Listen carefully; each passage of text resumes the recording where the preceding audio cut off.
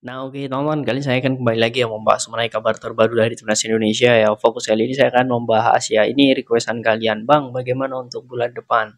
Apakah ada pemain keturunan yang akan dinaturalisasi oleh PSSI?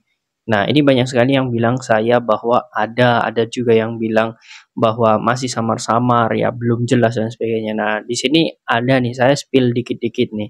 Ini dari statement Bapak Arya Sinulinga ya, selaku ya ini contohnya exco PSSI juga, yang juga bisa dikatakan beliau ini aktif lah memantau beberapa pemain keturunan yang akan membela timnas Indonesia.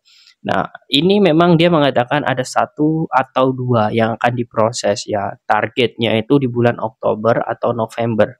Jadi memang PSSI saat ini sedang fokus dua orang ya, Mes dan juga Eliano.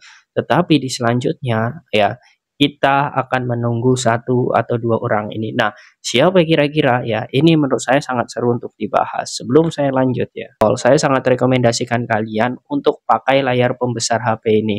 Biasanya kalau kita pakai HP ini kalau nonton bola segini ya, cuman kecil. Tapi kalau ini ya, nonton bola kita semakin nyaman dan juga khidmat ya, bahkan bagus juga untuk nobar ya, di kafe ya, di depan rumah ya, dan sebagainya, sambil ngobrol-ngobrol, sambil ngopi ya.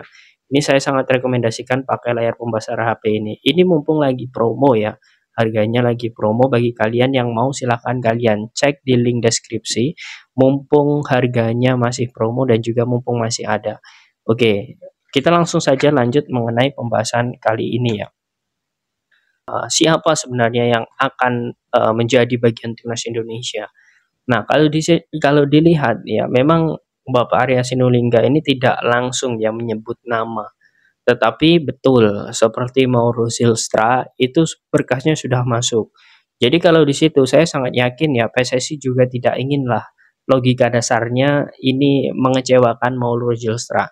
Kalau memang PSSI sudah meminta dokumennya, artinya ini juga sudah sesuai dengan rekomendasi Sinteyong. Itu saja dasarnya. Tidak mungkin PSSI ujuk-ujuk meminta dokumennya tidak atas dasar koordinasi dengan Sinteyong. Yang jelas kalau saat ini dokumennya sudah dipegang oleh PSSI, itu jelas juga ada kaitan besar dengan Sinteyong. Nah, ini untuk sosok Mauro Zylstra. Artinya bisa kemungkinan besar salah satu pemain yang akan datang ke Indonesia bulan Oktober atau November ini adalah Zylstra yang pertama. Kemudian yang kedua, saya tidak terlalu jauh ya membahas mengenai Ole Romeni, kemudian tidak terlalu jauh juga membahas mengenai Miliano Jonathan ya, karena memang untuk saat ini sepertinya mereka juga agak sedikit susah, karena memang di sisi lain oleh Romeni masih ingin membela timnas Belanda.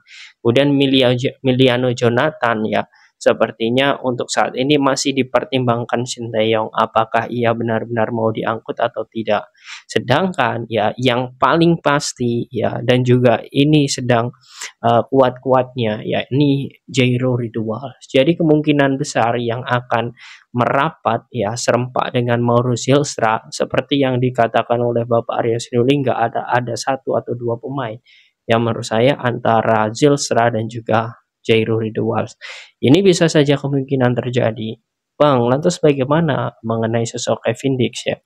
Nah, untuk Kevin Dix ini teman-teman, sebenarnya komunikasi itu sudah dilakukan. Ya, kemudian penjajakan ya dengan sang agen juga sudah dilakukan. Tetapi ya Kevin Dix ini sedikit menarik ulur ya. Jadi mungkin proses Kevin Dix ini kita tidak bisa memastikan apakah akan serempak di tahun ini atau tidak ya. Tapi yang jelas ya, link-link beberapa pemain yang memang diincar oleh Sintayong, PSSI sudah mengantongi ya, dan PSSI sudah menghubungi. Termasuk kemarin yang bertanya kepada saya mengenai sosok Reno Mans ya. Reno Mans juga kabar terbarunya ini sudah, datanya ini sudah dipantau ya oleh diaspora ya, Bapak Hamdan Hamedan. Jadi kita tidak perlu khawatir. Kita tinggal menunggu dari si pemain apakah dia mau untuk membela timnas Indonesia atau tidak. Karena untuk kasus Reno Mans ini dia tanpa harus dinaturalisasi karena dia lahir di Jakarta, dan menurut Undang-Undang Nomor 12 Tahun 2006 ya, setiap orang yang lahir ya di Indonesia dalam asas ius soli ya itu berhak menentukan kewarganegaraan. dia mau milih Jerman atau Indonesia, walaupun orang tuanya itu warganegaraan Jerman. Nah, ini untuk, sosok Reno Mans. Kemudian ada beberapa info terbaru juga ya mengenai, pemain-pemain yang lain seperti Pascal Struijk dan sebagainya. Tetapi yang jelas ya untuk di bulan November, Oktober, November, dan juga Desember ya, yang paling kuat 2 itu ya, itu yang paling kuat. Setelah itu saya sangat yakin PSSI akan tidak fokus lagi mengurus di back ya, karena saat ini PSSI akan mengurus lebih ke striker dan juga di lini tengah. Nah itu, karena kita juga belum lihat apakah dengan hadirnya Max Hilger nanti akan berdampak lebih besar lagi dari kenaikan level ya.